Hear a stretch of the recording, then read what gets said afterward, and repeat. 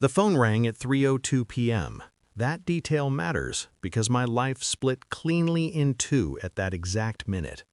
"Sir," the gardener said, voice low, unsure, "I found something, a metal box, buried under the roses.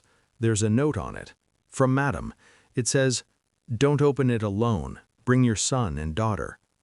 I didn't sit down. I didn't breathe properly. I just stared at the window where her reflection used to appear every evening, checking the plants like they were children. 1 year after my wife's death, she was still giving instructions, and I already knew whatever was in that box wasn't about grief, it was about betrayal. She and I had built everything together, the company, the trust, the retirement fund everyone assumed I'd quietly hand over once I slowed down. My wife handled the numbers, I handled people. That balance made us dangerous. After she died, something shifted. The CEO, my CEO, started finishing my sentences. My son avoided my eyes. My daughter asked questions she never used to ask. And the board meetings began happening without me. "You're outdated. We're done here," the CEO finally hissed, leaning across polished walnut like he owned it. I replied quietly, "Understood." That was the moment the retirement trust activated its voting rights, but that comes later. We drove to the greenhouse together, my son in the passenger seat, my daughter in the back. Silence stretched tight, the kind that knows things. The box was heavier than it looked, steel, military-grade seal. My wife never did anything halfway. The note was in her handwriting, calm, precise. "If you're reading this, I was right, and I'm sorry you had to learn this way." Inside were documents, audio drives, surveillance stills, proof. My son's forged signatures, my daughter's offshore accounts, the CEO's quiet manipulation, guiding them, coaching them, promising control once I was removed. My wife had found out 6 months before her death. She didn't confront them. She prepared.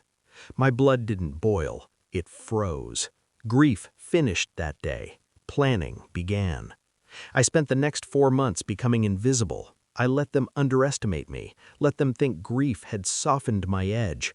I attended meetings. I nodded. I signed what they put in front of me because my wife had already rewritten the fine print.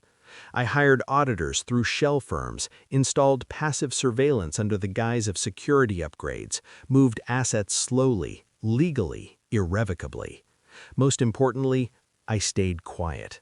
People confess more when they think you're weak. The CEO made his move on a Friday. Termination. Public. Final. "You're outdated. We're done here," he repeated, louder this time, for witnesses. I replied, just as quietly, "Understood." By Monday morning, the board convened an emergency meeting because someone had just fired the man who owned 76% of the shares.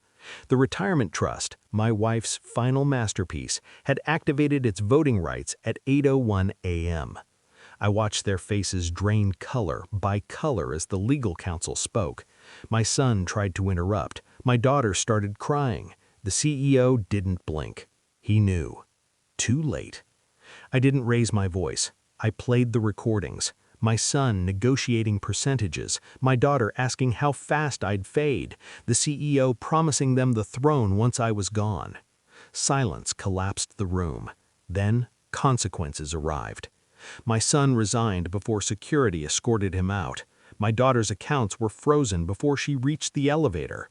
The CEO was terminated for cause, his severance reduced to a footnote. I reclaimed the room without standing up. Power doesn't need movement. That night, I returned to the greenhouse alone. I buried the empty box beneath the roses again. My wife had known they'd betray me. She just didn't know when. I finally understood her last lesson. Revenge isn't loud. It's patient. It waits until the betrayers think they've already won. And then it reminds them. They never owned anything. Not the company, not the legacy, and certainly not me. At 3:02 p.m., a year after her death, my wife kept her promise. She made sure I didn't face the truth alone.